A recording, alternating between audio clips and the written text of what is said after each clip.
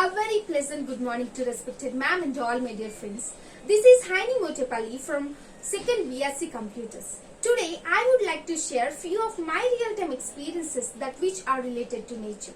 Lord Kelvin says, if you can't measure it, you can't improve it.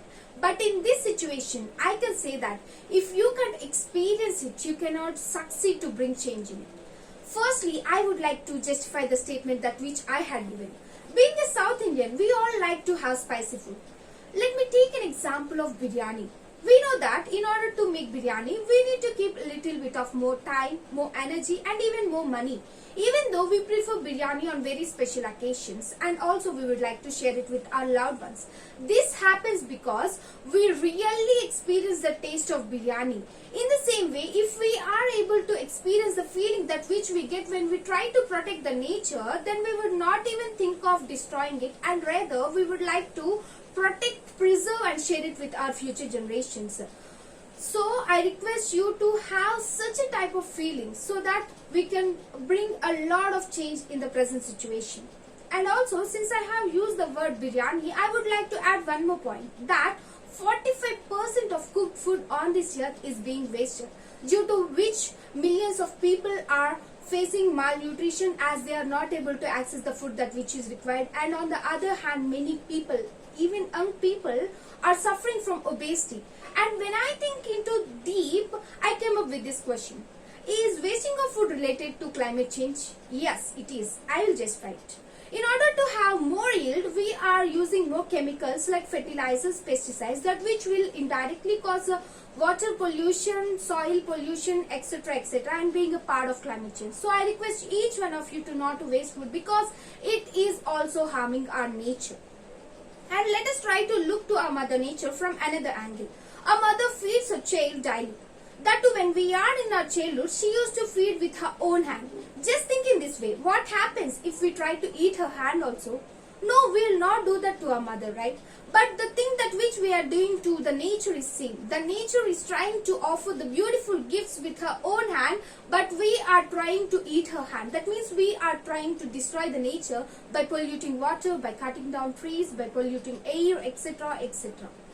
Being born and brought up in an urban environment, I personally feel disconnected from nature. And I would like to thank this pandemic lockdown for 3 months, that which had brought up a drastic change in the present situations. Do you know what's the rate of increase of temperature of Earth per year? It's 1.5 degrees Celsius according to the scientist estimation. But do you know what's the rate of increase in 2019? It's 1.8 degrees Celsius. If we leave it in the same way, then I just can't even assume where we would stop or where we will go. So I would like to thank this panic lockdown, which had a great impact on the present situation. And also, even kangaroos are even able to walk along with humans in some urban parks. And also, we can hear that our ozone layer is healing itself due to the reduction in pollution. So I feel this corona as a warning message that which the nature wants to convey to us. And do you think all young generation people are aware of the present situation? I don't think so, because they are people that who protest if you of a fan that which is going on wastely. And I was shocked to hear that. Being a junior, how can you do that? I don't understand. Shouldn't we listen to our younger generation people if they say or do good things? We should, because I believe everybody knows something, but nobody knows everything. And moreover, no intelligent species would like to destroy their own house. And let me take an example of a rich person. He was very much interested in having furniture, right from decorating pieces to very useful things.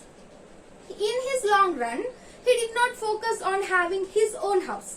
Now, he gave all his furniture to his son, and this son does not have money anymore to buy a new house. Now my question is, where does this son keep all his furniture? Moreover, where does he live? This is the thing that which we are doing today. We are trying to have a car which is flying in the air, but we are not concentrating on having good food, proper health, and even not concentrating on having sufficient amount of oxygen.